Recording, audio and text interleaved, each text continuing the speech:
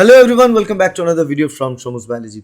In this lecture, I'm going to clear another very important question, another very important doubt, that is the difference between batch culture, fed batch culture and continuous culture.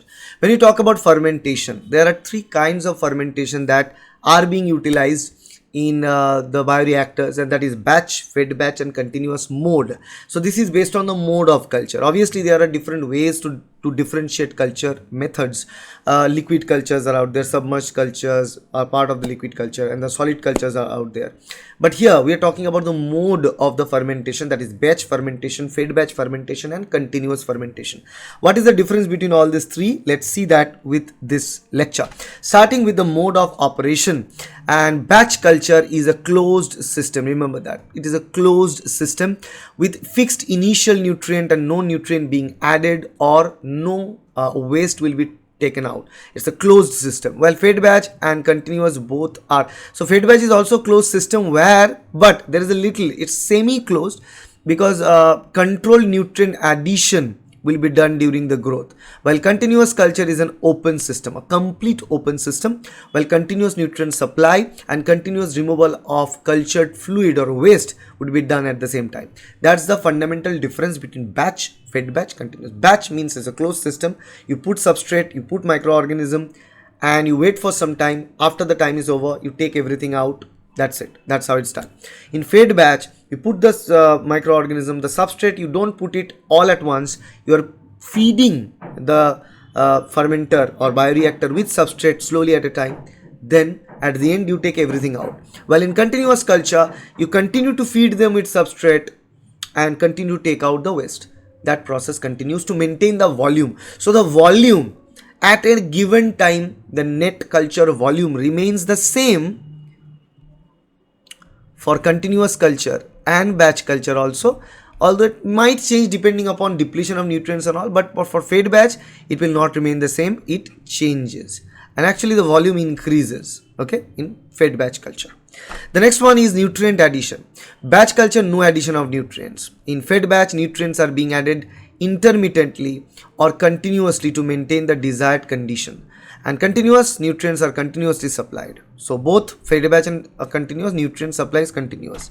Next is cell growth. The cells grow until the nutrients are depleted in a batch culture, and once the nutrients are depleted, only wastes are produced, the cells start to die, and that is the end phase of the batch culture, and we take everything out. Fed batch cells can continue to grow even after initial nutrients are depleted, allowing higher biomass yield. That is why fed batch is utilized, because we are supplying the microorganisms or the cells, whatever cells we are using, with the flow of nutrients, slow amount of nutrients at a time. So what happens is that even though the initial nutrients are depleted, it allows higher biomass yield. In continuous culture, theoretically, the culture should never stop growing because the cells continue to receive nutrients. So theoretically, it continues to grow. Always continuous growth and continuous waste products are produced. Waste products will be eliminated out of the system. So the bacteria or the whatever cells that we're using continue to grow over there. Okay, it continuously move. The next one, control and regulation. In batch culture, limited control over culture conditions once initiated, that is the control and regulation. There's no control over the cultured condition. That is a closed system. You put everything in the batch and you just wait for the miracle to happen. So after the time is over, you take out the product. At the time of taking out of the product and downstream processing, you might find the product is not turned out how it's supposed to be, or maybe the process of fermentation is not done properly. So that's a downside of the batch growth or batch fermentation. In case of fed batch, greater control. Fed batch provides greater control over the culture condition because we have nutrient supply in our hand. Okay, that can be maintained. Continuous culture has a very precise control over environmental conditions, allowing optimization. Okay. Biomass and product yield. The product yield also is very less, limited in case of batch culture, due to the nutrient availability. Fed batch culture has a marginally higher biomass yield. Continuous culture has the highest biomass yield. It is the more efficient, more consistent biomass yield is offered by the continuous culture. Waste accumulation. In batch culture, waste products accumulate until the end of the culture, end of the cells for further growth. Fed batch, waste products can be controlled to some extent, but we don't have any control over it. Again, in fed batch also, we are not removing the waste, we are only supplying the nutrients slowly, okay, to reach a desired volume. The volume of the whole culture media increases with time. So in fed batch culture, the waste products can be controlled to some context but not completely. Continuous culture, continuous removal of the waste products helps maintaining an optimal condition for the growth of the microorganism, thus production of the products. So continuous culture is again better in this sense. Applications.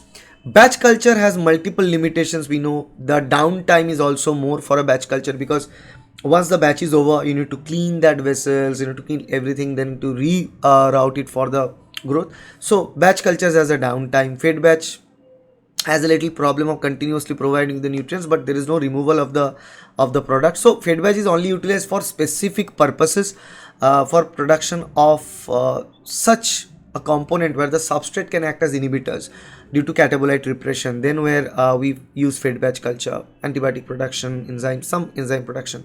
Batch culture is utilized for small scale experiments, research, pilot scale production, R&D. This is where we use.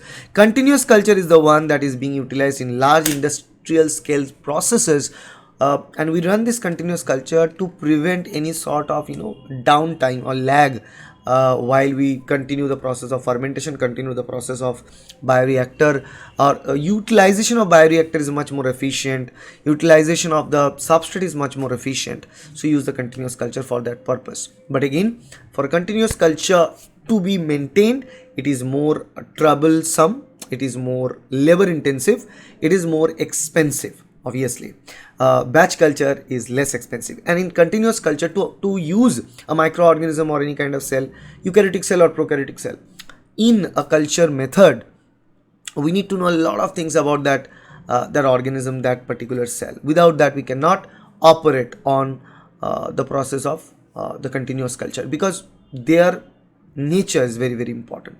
Okay. So that's kind of it. That's the difference between batch culture, fed batch culture, and continuous culture for you. So if you are from biotech background, microbiology background, and you're studying it for CSR NET or GET Life Science, GET Biotechnology, this is sufficient. Okay. All the very best for the exam. And if you like this video, please hit the like button, share this video, and subscribe to get more videos like that in future times. Thank you. Bye.